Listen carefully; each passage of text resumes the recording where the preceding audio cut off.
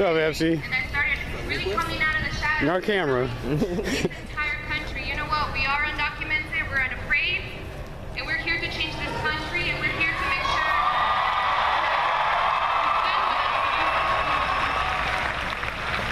And the reason why I decided to join the political revolution was because I know that there's many families out there, millions of families like mine, millions of families like yours, who deserve a chance to stay in this country, who deserve a path to citizenship, who deserve to be able to actually live without fear of being deported.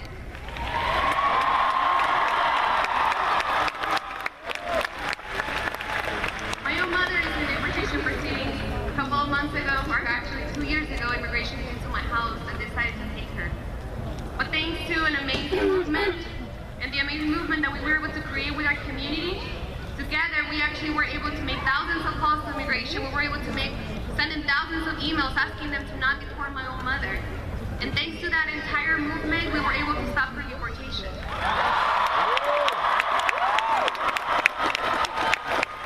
I can tell you that, but watching all of my friends, all of my family members, or even people who were across the country who didn't even know me personally, were able to actually make a call for me, to be able to actually stand with me.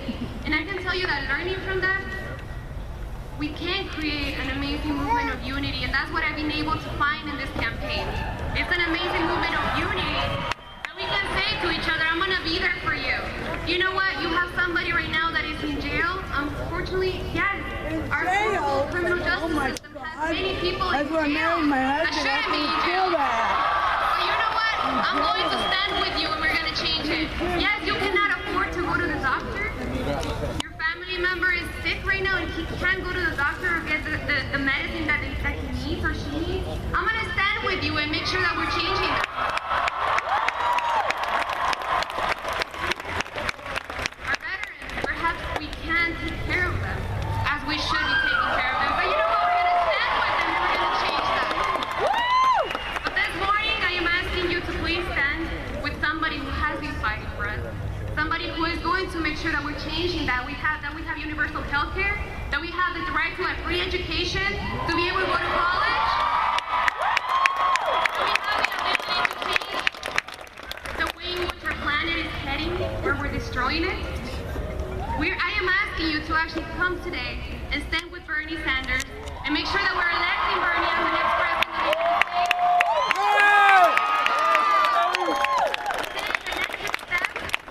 And not make this your last event. You know what? We need all of you to be knocking on those doors. We need every single one of you. You know what? We don't need CNN as much as you think we do. We don't need it as much as you think we do. We don't need the mass media as much as you think we do. You know what we need? We need you to knock on those doors and tell the people and tell the community members that you have around you that they need to come out and they need to vote. And listen, I can't vote, but I know that you can. And I really am counting on you to make sure that you are electing the right person into office. And thank you.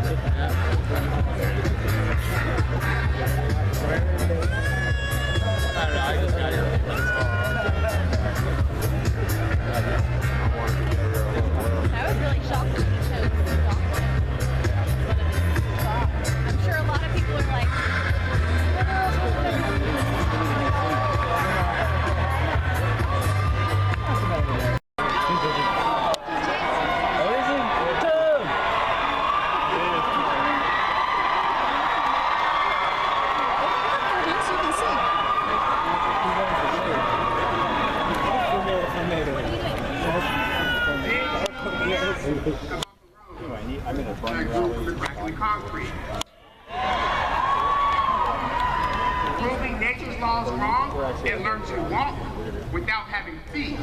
Funny it seems, but by keeping his dreams and learn to breathe fresh air. Long live the rose that grew from the crack of the concrete when no one else ever cared. Good morning, good morning, good morning.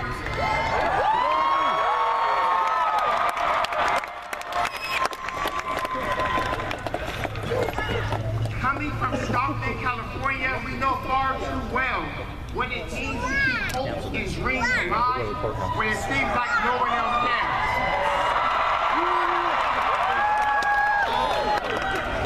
My name is Michael Tubbs.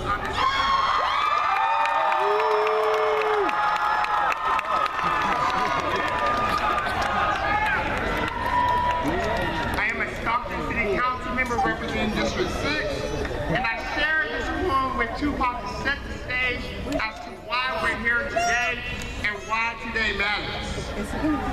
It's important that we're having this conversation about reinventing America in Stockton, California, because Stockton is ground zero for the many issues the senator has raised during this campaign and through his illustrious career in public service.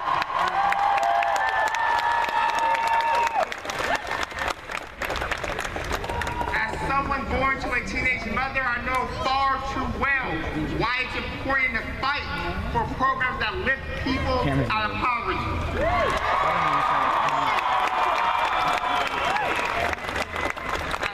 Born to an incarcerated father, I know far too well the importance of ending mass incarceration and more importantly, to provide opportunities for struggling communities that are more than just more arrests, more jails, and more jail time.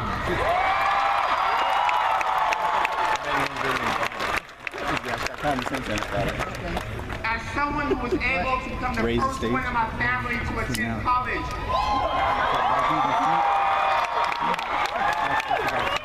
at Stanford University, I know the importance of higher education as a pathway to opportunity. And as a Pell Grant recipient, I know how important it is to make sure that college is in fact affordable.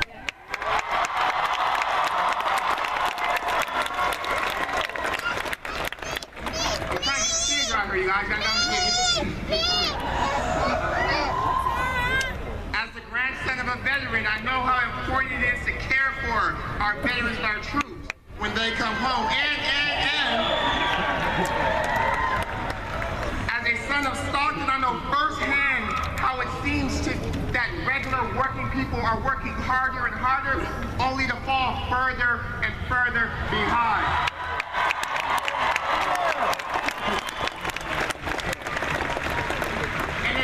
These issues that formed the crux of this campaign, it's these very issues that drove me to come back to Stockton, first to work as a city council member, and now as a candidate for mayor.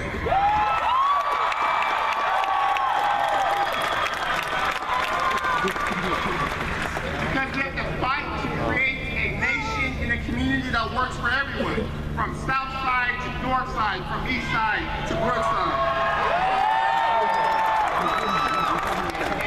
This is why it is my honor to welcome Senator Sanders to Stockton, California.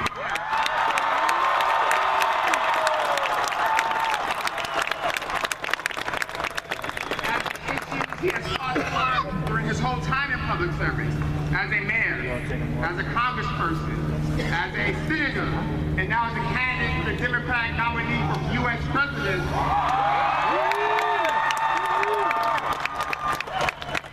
critical issues, but they're not just in Stockton, but nationwide. And too often, communities like Stockton and people like us are forgotten in the national discussion.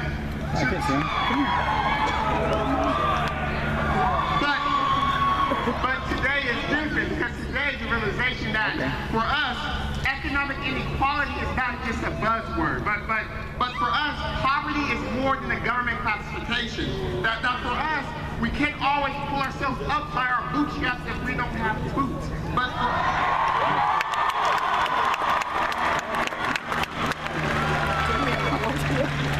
Because for us, immigrants aren't just people we need to fence out and kick out, but they're our neighbors, our brothers, our sisters,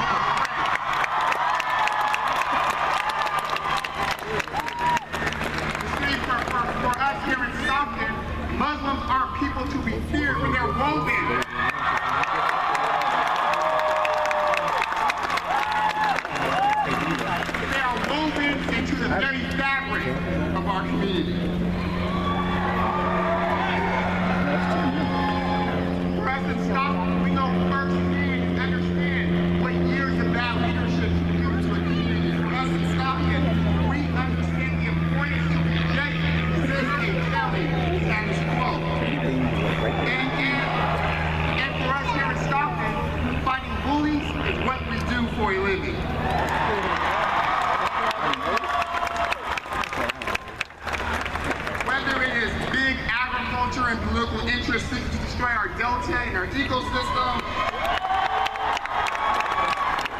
or whether it's bouncing back from bankruptcy, in Stockton we know how to stand up, dig our heels, and even give a Stockton slap if we have to.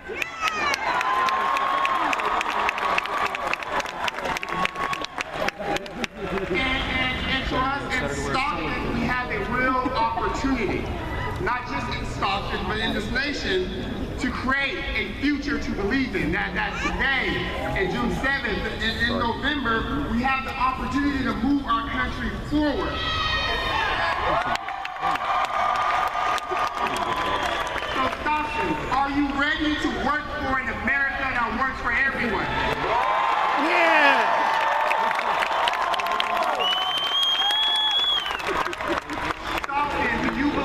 No place for bigotry, xenophobia, racism, and sexism in the White House.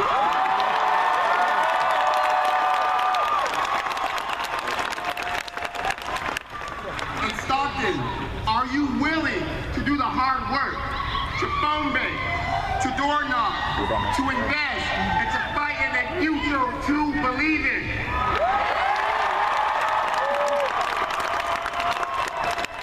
Well, if so, I need you to clear your throats and be ready to make some noise for the candidate who came to Stockton, the candidate who's going to fight for our issues, the candidate who's fighting for you and for me and our families. Please give a warm Stockton welcome to Senator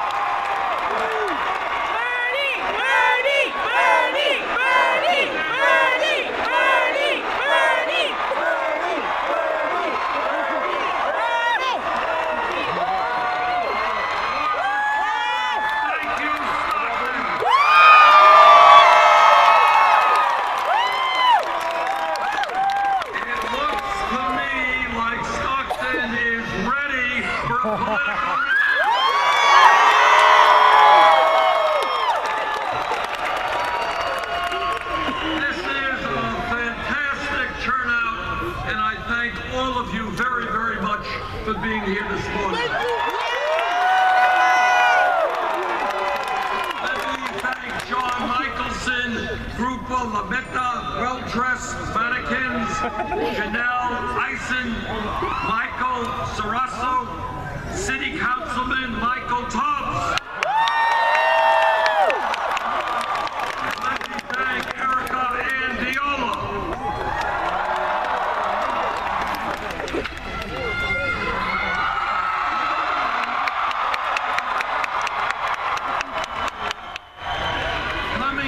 To Stockton this morning, I don't have to tell you that this country faces many, many serious crises.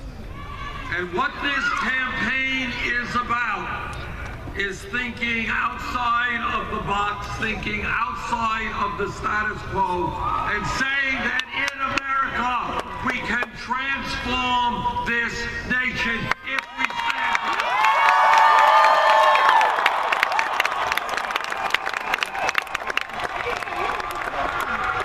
This campaign is saying that from coast to coast, people are are sick and tired of millions of Americans living in poverty.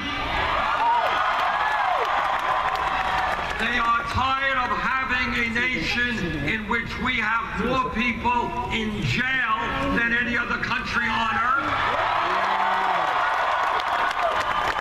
They want us to invest in our young people, in jobs and education, not jail.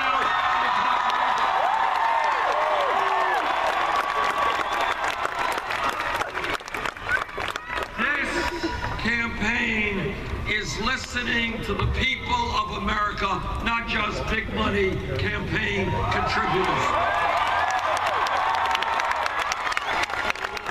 What the people of this country are telling us is they are tired of a corrupt campaign finance system which allows billionaires to buy elections. Yeah. America to have the strongest democracy in the world with the highest voter turnout, not one of the lowest. That's what we want. And they understand that democracy is one person, one vote, not billionaires buying elections.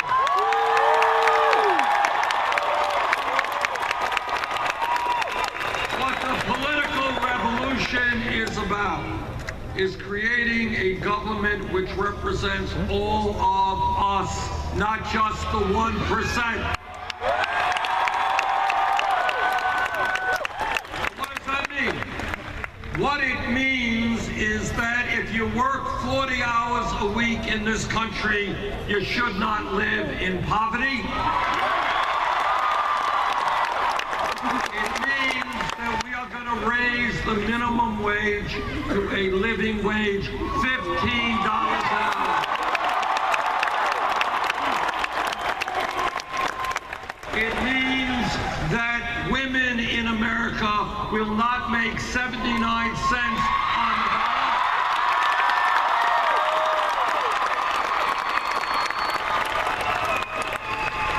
And I know, because everybody here believes in justice, that we are going to fight together, every man, to make sure that we have pay equity for women workers.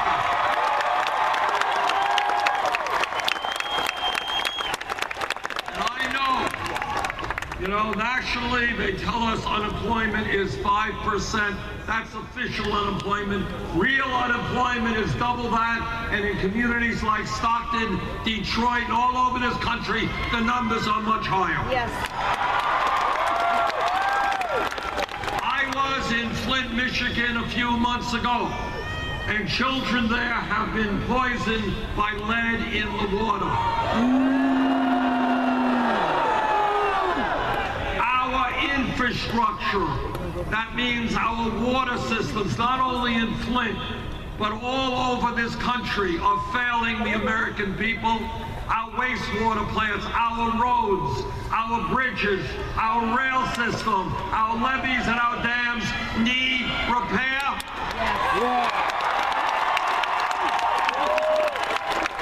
We are going to create 13 million decent paying jobs rebuilding our We are going to put the American people back to work at good wages. I want our young people not to be hanging out unemployed on street corners. I want them to learn the skills they need.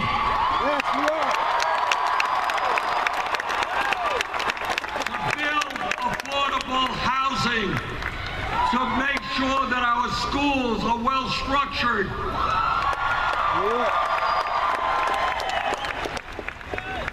We need a new trade policy which says to corporate America, invest in this country, not in China.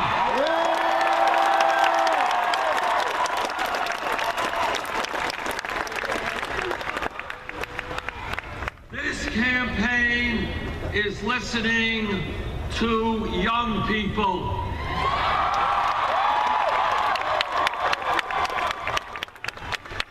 what young people are saying is, we will not allow the American dream to die.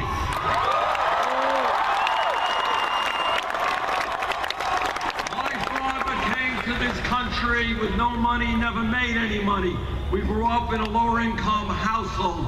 But he worked hard, and my mom worked hard, and millions of parents worked hard so their kids could do better than they did. That's called the American dream. And if we do not change the economy and create millions of decent paid jobs, for the first time in the modern history of this country, the younger generation will have a lower standard of living than their parents. We will not allow that to happen.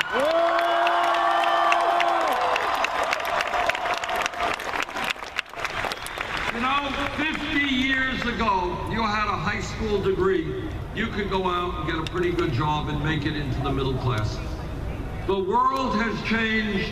The economy has changed, technology has changed, and education has changed.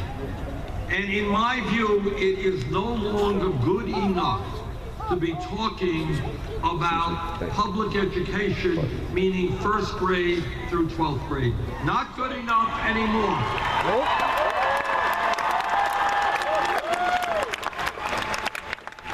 Our vision has got to be that public education means making public colleges and universities tuition free.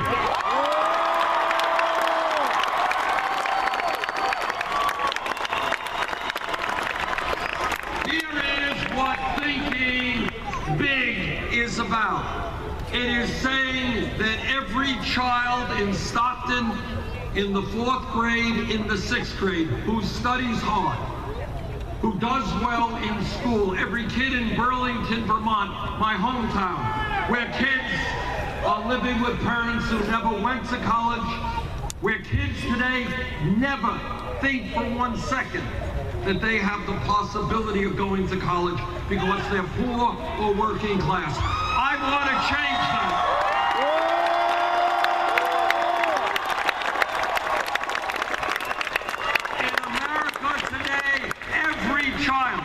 Regardless of the income of his or her family, if that kid takes school seriously and does well, that child should have the right to get a college education.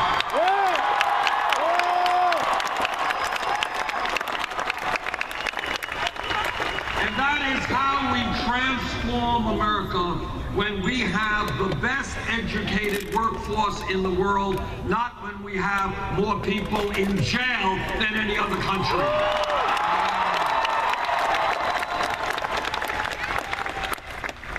How many of you are dealing with student debt? All right, thinking outside of the box requires you to ask a simple question. Everybody here knows, everybody in America knows that education is the essence of what life is about. We got to keep learning until the day we die. And everybody here knows that if we are going to compete effectively, why are we punishing people for getting the education they need? We should be rewarding people, not punishing people for getting an education. So for those of you who are being crushed by student debt, and I've talked to people all over this country, woman in my own city, her dream to go to medical school, she did, $300,000 in debt. Woman in Iowa, her dream becoming a dentist, $400,000 in debt. Young people dropping out of college, $50,000, $60,000 in debt. That is crazy. That is not what this country should be about. So here is my promise people with student debt. We're going to let you refinance those loans at the lowest interest rates you can find. You should not be paying 6, 8, 10% interest rates if you can get loans at 2, 3, 4% interest rates.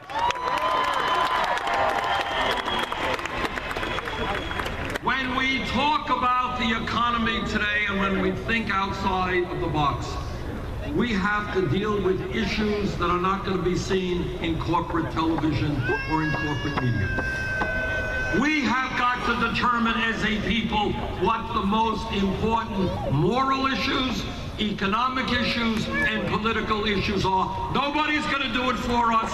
Big money interests are not going to do it. We have got to do it.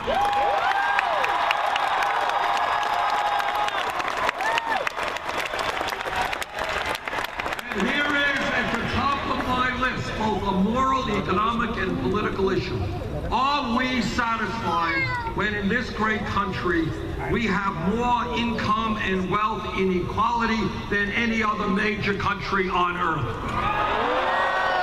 Does anybody think that it is morally acceptable that the top 0.1% now owns almost as much wealth as the bottom 90%?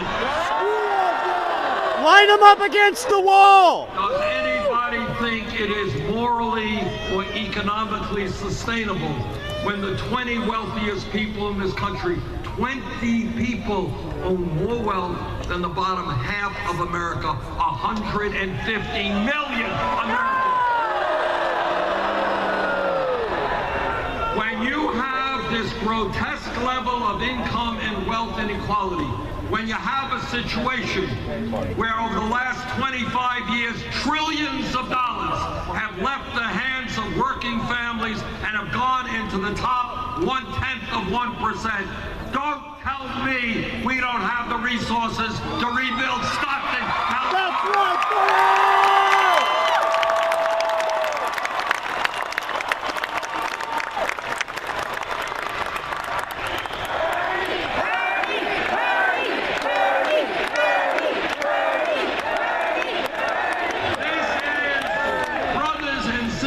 This is the wealthiest country in the history of the world, but nobody knows it.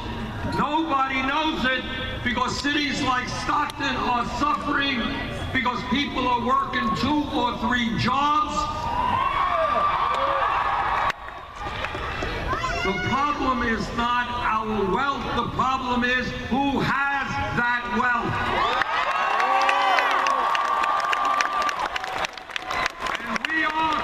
To create together an economy that works for all of us, not just the top 1%.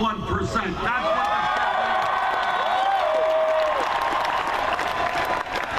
I want to give you an example of what a corrupt campaign finance system is about and what a rigged economy is about. People of Stockton know Wall Street very, very well. You know what Wall Street's greed, recklessness, and illegal behavior has done to this community. Now, some of you may not know that just about a month ago, a major Wall Street financial institution called Goldman Sachs. Goldman Sachs reached a settlement with the United States government for $5 billion. Other large banks reached even bigger financial settlements with the government. Why? Why did they do this? They did it because, as you all know, they were selling worthless packages of subprime mortgage loans. And they knew it! And yet, Goldman Sachs that paid a $5 billion settlement, their executives, not one of them has been charged with a crime.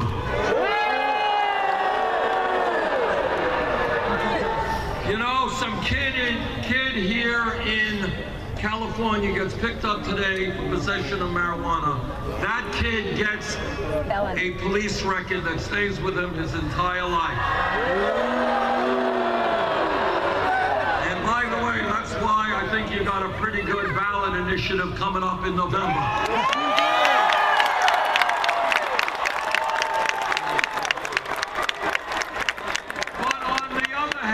If you are an executive on Wall Street whose greed and illegal behavior has impacted the lives of millions of Americans who lost their jobs here in Stockton, their homes, their life savings, you know what happens to you?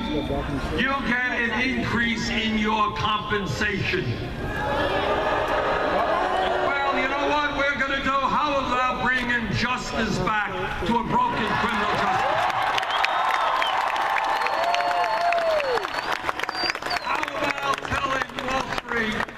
That they have got to obey the law like everybody else. How about telling Wall Street that when 6 financial institutions have assets equivalent to 58% of the GDP of this country, when they issue 2/3 of the credit cards and 1/3 of the mortgages, that maybe they are just too big and we're going to break them up?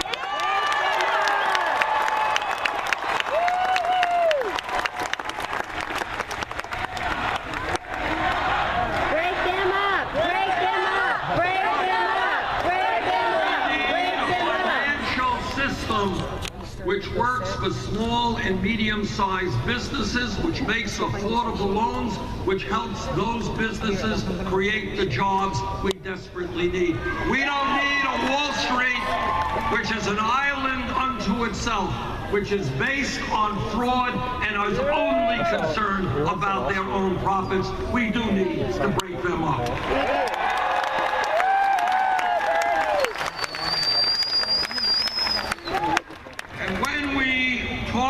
About a broken criminal justice system. This is what I mean by that. What I mean is that all over this country, in inner cities and in rural America, you got youth unemployment rates of 30, 40%. And when kids hang out on street corners with nothing constructive to do, trouble happens. And that is why we are going to invest in our young people in jobs. I want these kids working. And when we talk about reforming a broken criminal justice system, we've got to take a hard look at local police departments all over this country.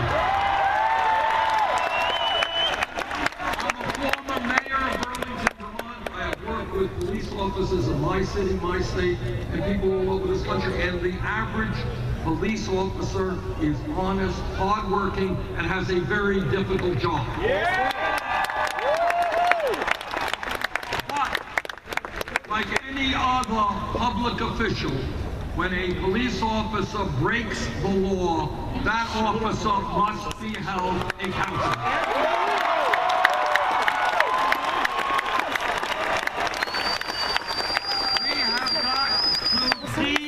Demilitarize local police. We have got to make police departments reflect the diversity of the communities they serve. We have got to end corporate ownership of jails and detention centers.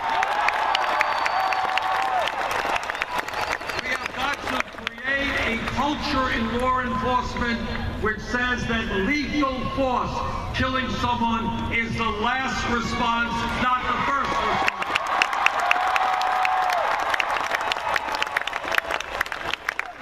We have got to rethink the so-called war on drugs.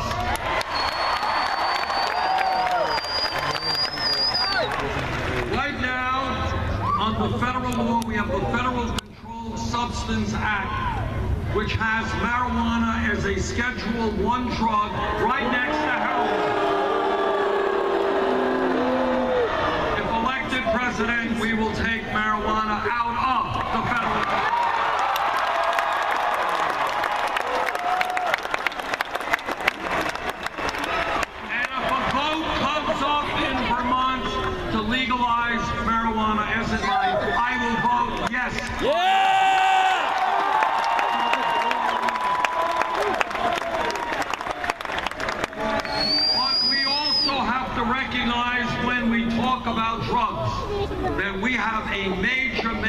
crisis all over this country in terms of opiate addiction and heroin addiction.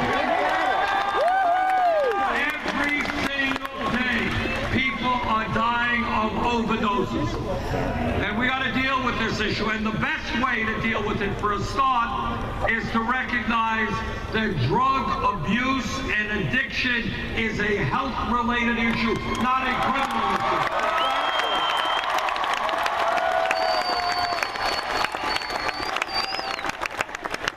And that means we need a revolution in how we do mental health treatment in America.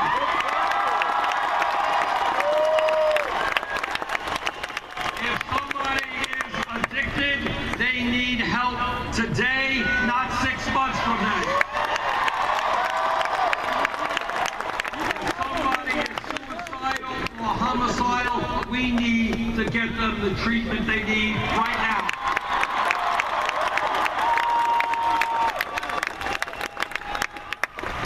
This campaign is listening to our brothers and sisters in the Latino community.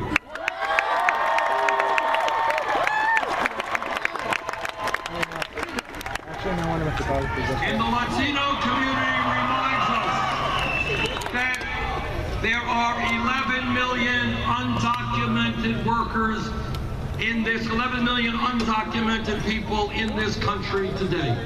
And here is the truth. Many of those workers who are undocumented are being exploited. And they are being exploited because when you have no legal rights, your employer can do anything he wants to you. He can cheat you. We can deny you the wages that you earn, and you have no recourse. You cannot stand up and fight back because you are undocumented. I have talked to people in the Latino community who are living in the shadows, who are living in fear. We need comprehensive immigration reform and a path towards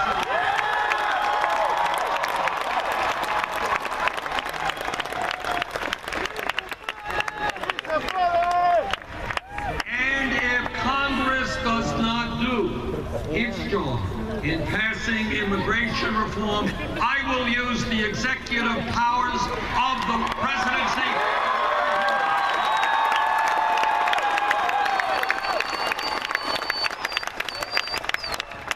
We need an immigration policy which speaks to bringing families together, to uniting families, not dividing families.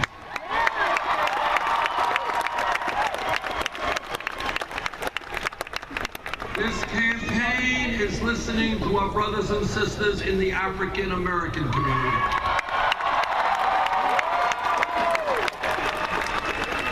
They're asking me, how does it happen, Bernie, that we have trillions of dollars we can spend on a war in Iraq that we never should have gotten into?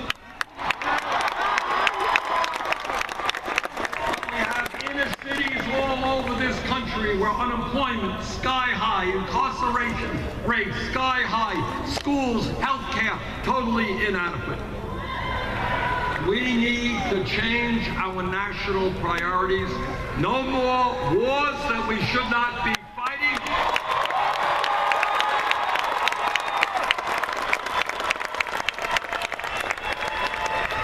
No more tax breaks for billionaires. Let's rebuild.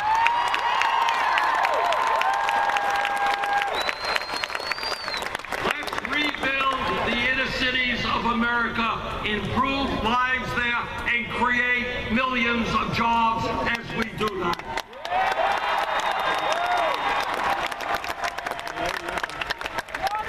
This campaign is listening to a people whose pain is almost never heard, and that is our brothers and sisters in the Native American community.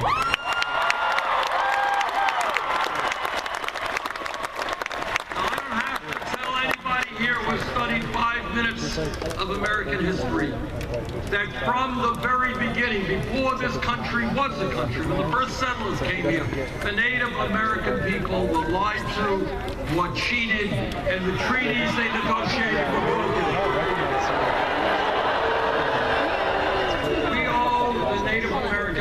a debt that we can never fully repay. They have taught us and have become part of our culture in making us understand, for example, that as human beings, we are part of nature. We have got to coexist with nature.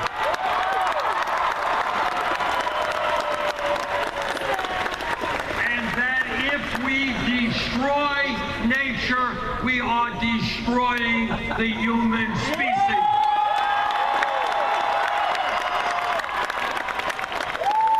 And yet, in reservations and Native American communities throughout this country, our Native American brothers and sisters are hurting. Unemployment, poverty, youth suicide, off the charts. If elected president, we will change our relationship.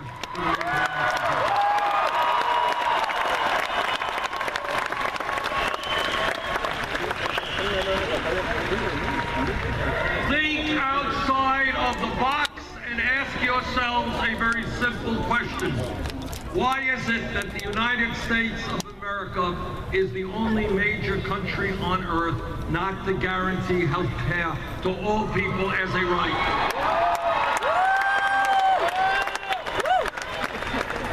Because somebody's got to make a buck. France does it, Germany does it, Holland does it, Scandinavia does it. I live 50 miles away from the Canadian border. Everybody in Canada has health care as a right.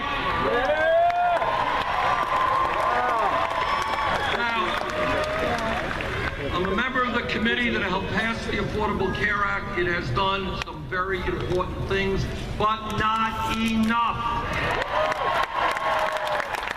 Today, 29 million people have no health insurance. Today, millions of people, including many of you here, are underinsured with high deductibles and high co-payments, am I right?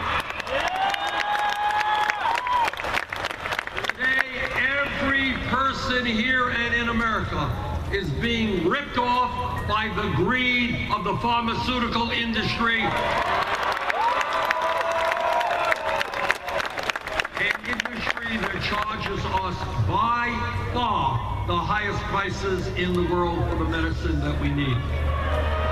Now, by the way, California, you're going to have a proposition on your ballot in November which is going to lower the cost of prescription drugs. It's a great idea.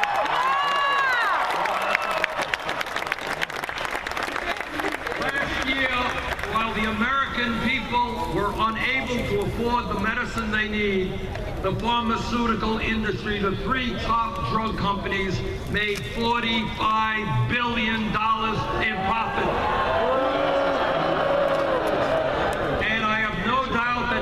Spending some of that money in California, telling you not to support that proposition. Don't listen to them.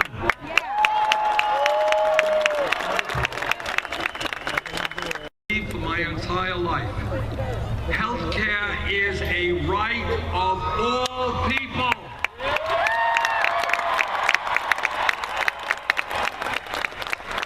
It's not a privilege, and I want you to understand, think outside of the box. What a Medicare for all single payer program will mean to the people of Stockton. What it means is you go to the doctor whenever you need to go, and you don't worry what kind of deductible or copayment you have. It means that the medicine, prescription drugs that you need are there at a cost that you can afford. And here's what it also means. It means today that millions of Americans are working at jobs where they don't want to be, but they are there because they have decent health insurance for their families. When we have a Medicare for all single payer system, you can do whatever you want. You can start a new business.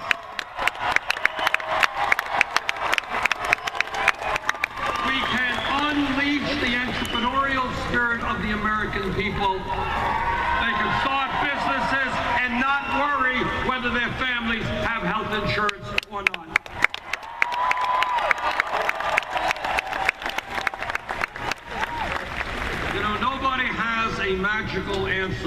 human happiness. But I will tell you that if everybody in this country knows that they have health care when they need it and not worry about it, that will take an enormous burden off the backs of tens of millions of Americans. Now, Secretary Clinton says that my idea is too big. She's a crook! That in essence, we don't have the power to take on the private insurance companies or the drug companies. I respectfully disagree. I believe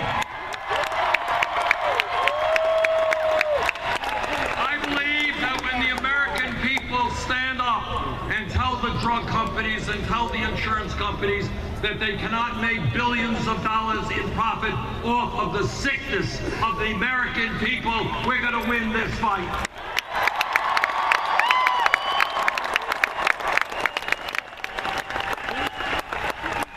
Now, I know that there are many people in California and America who are worried that Donald Trump may become president of the United States.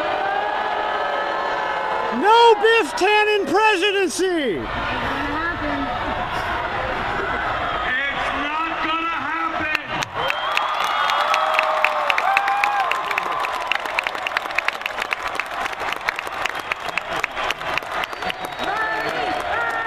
Bernie! Bernie! Bernie! Bernie! Bernie! Bernie! Bernie! Bernie! I'll tell you why it's not gonna happen. Number one, in the last 2 months, virtually every national poll out there, including 2 today, has us way, way ahead of Donald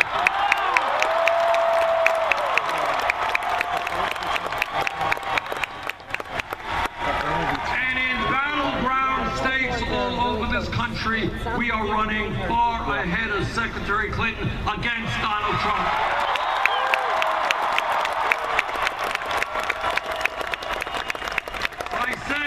The Democrats will be convening in Philadelphia for the convention in July. If you want the strongest candidate to defeat Donald Trump, that's us.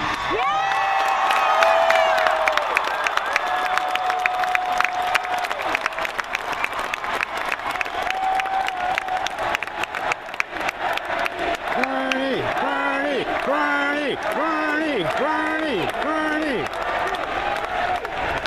But it is not just polls. Polls go up and down. There's something more important. And we're seeing it right here today, right now, in Stockton, California.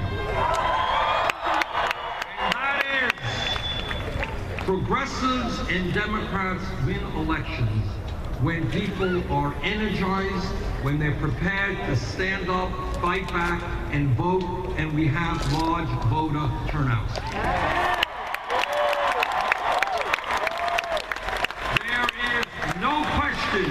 About which campaign is energizing the American people. It's us.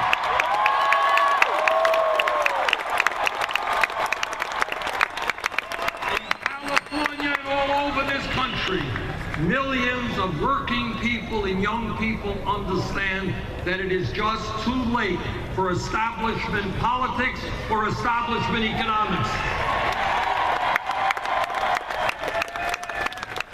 We are ready not just to elect a new president, but together to transform our nation. I say to the Democrats at the Democratic Convention, all of the delegates, if you want to defeat Donald Trump, if you want to see a major voter turnout, a large voter turnout, where millions of people are standing up and fighting back, our campaign is that campaign.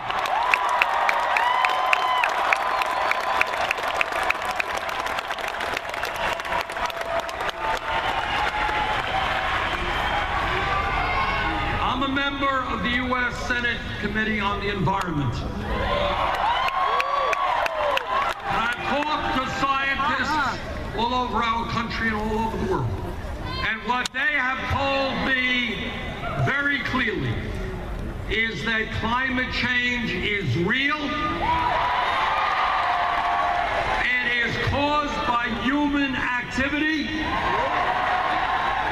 And I don't have to tell the people in California, it is already causing devastating problems in our country and around the world.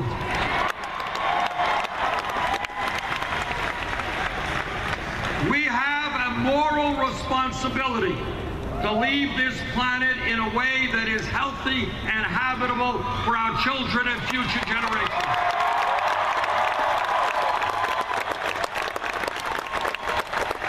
And whether the fossil fuel industry likes it or not, we are going to transform our energy system away from fossil fuel to energy efficiency and sustainability.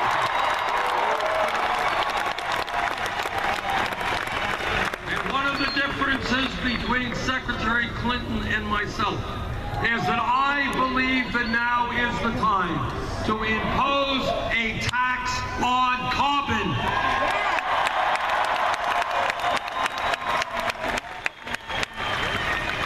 One other issue, it is looming, it will get more and more severe, and that is whether or not in our country and around the world we will have clean drinking water. And another difference between Secretary Clinton and myself is that I believe now is the time to end fracking.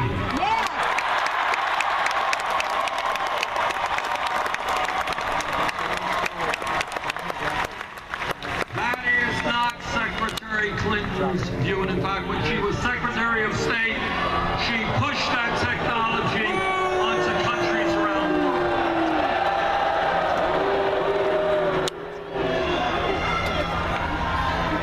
Now, everybody here knows a profound lesson of American history, the most important lesson that we can learn, and that is that real change never takes place from the top on down.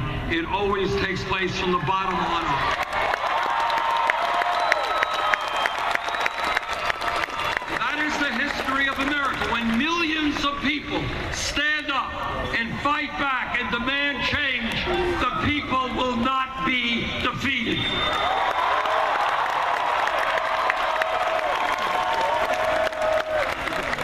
Think about 100 years ago. Workers working 7 days a week, 14 hours a day. Children working in factories, working in the fields, and workers said, sorry, we are not beasts of burden. We are entitled to dignity and respect. We're going to form trade unions. Think about 150 years ago when the African American community and their allies said that in America the day will come when we will end racism and bigotry.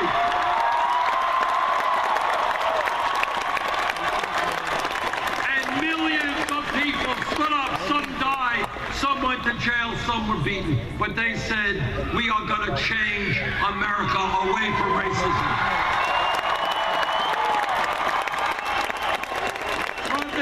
Sisters, think about less than 100 years ago, women in America did not have the right to vote, did not have the right to get the education or jobs they wanted. But women stood up.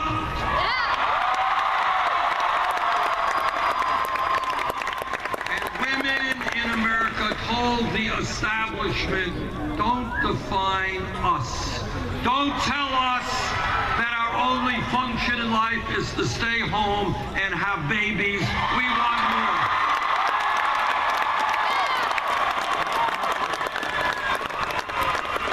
And millions of women stood up, and with their male allies, they changed the system.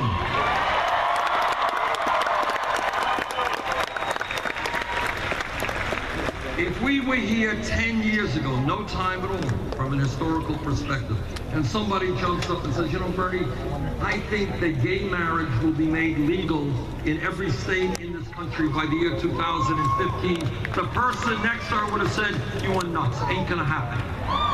But what happened is the gay community and their straight allies stood up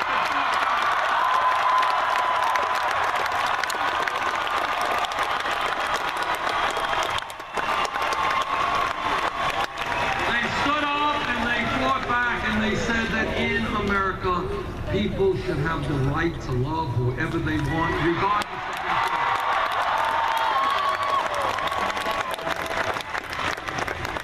If we were here 5 years ago and somebody said, Bernie, this federal minimum wage of $7.25 an hour, totally inadequate, we got to make it 15 bucks an hour, the person next to them would have said, 15 bucks an hour, you want to double the minimum wage? You are crazy. Can't happen. You're thinking too big.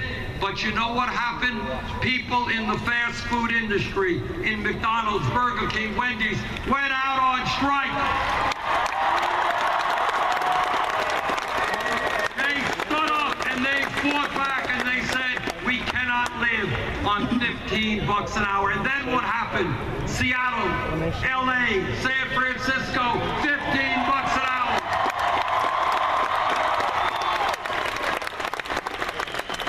California, New York, 15 bucks an hour. That is how change takes place. Now, with the establishment and what the media wants you to believe, that real change is impossible. No. We cannot do what every other major country on earth does and guarantee health care to all people. We can't do that. Oh, no, no, no, no. We cannot have paid family and medical leave for our people. We can't do that. It's too hard. No, no, no. In this great country, we cannot rebuild our crumbling infrastructure, create millions of jobs.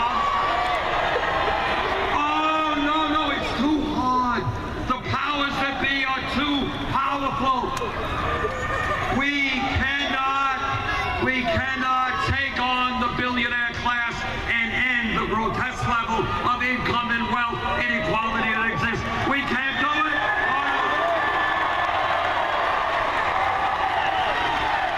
Oh no, you're dreaming. You're dreaming if you think we can make public colleges and universities tuition free. Can't happen. Too radical an idea.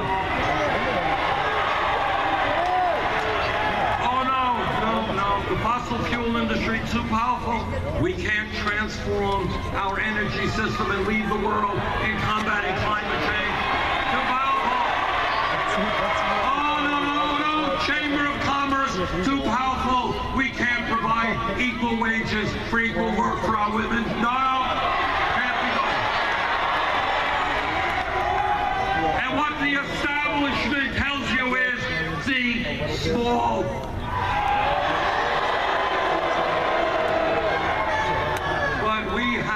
A different view.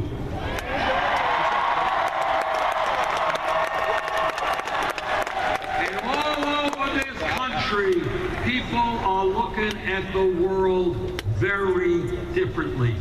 And they are saying, yeah, you know what? In America, we actually can have an economy that works for all of us, not the 1%.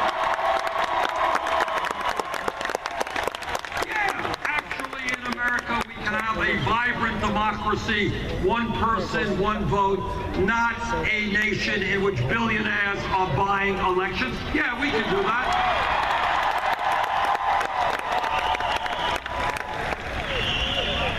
Yeah, we can create a nation and a government that works for all of us, not just the people on top. And that, brothers and sisters, is what this campaign is all about.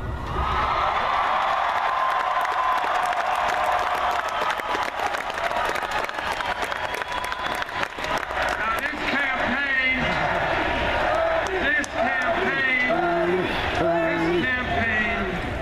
is taking on the financial establishment. We're taking on corporate America. We're taking on the Democratic political establishment. We're taking on the corporate media, because the corporate media is not particularly interested in the issues facing working families. Yet, we're taking on the most powerful political organization in America, the Clinton organization that elected a president twice. And yet, despite all of that, we have now won 18 state primaries.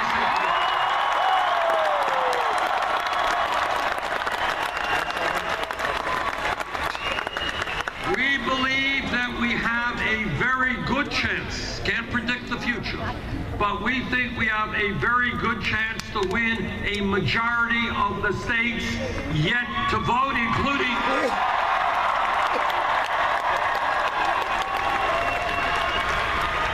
right now, we are at about 45.5% of the pledged delegates, the delegates actually elected by the people in the states.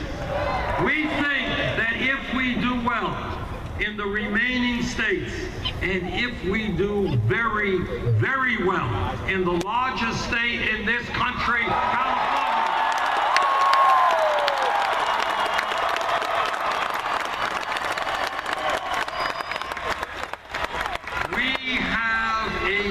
it's an uphill struggle. We have a chance to end up with a majority of the pledged delegates. And if we do that, I think you are looking at the Democratic nominee for president.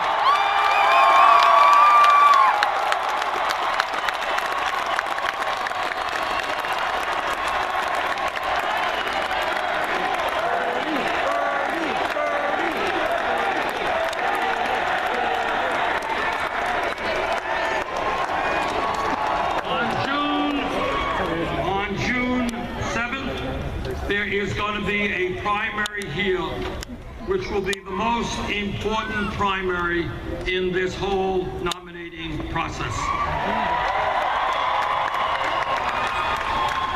More delegates will be at stake by far than in any other state.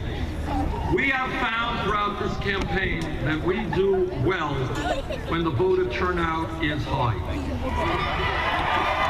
Let us make certain that on June 7th, California has the biggest voter turnout in the history of the state for a Democratic primary.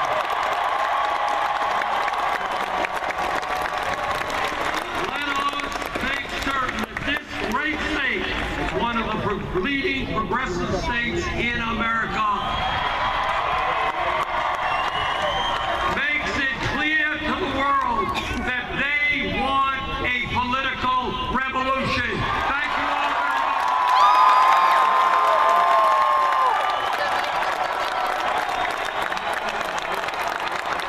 Bernie! Bernie! Bernie!